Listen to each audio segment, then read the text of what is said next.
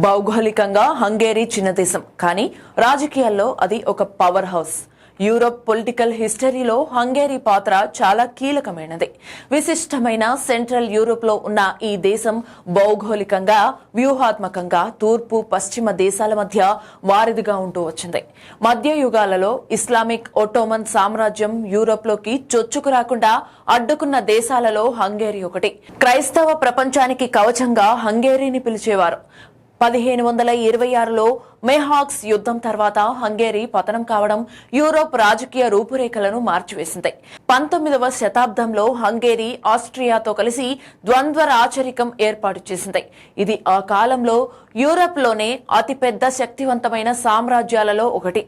Europe దౌత్యం, సంస్కృతి, సైనిక వ్యూహాలలో ఈ సామ్రాజ్యం కీలక పాత్ర పోషించింది.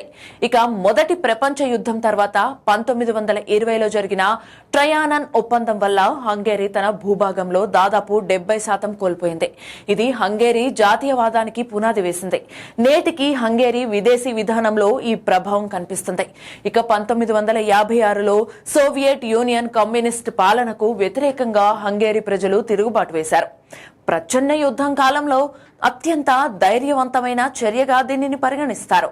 ఇది కమ్యూనిజం పతనం వైపు మొదటి అడుగుగా చరిత్రకారులు భావిస్తారు.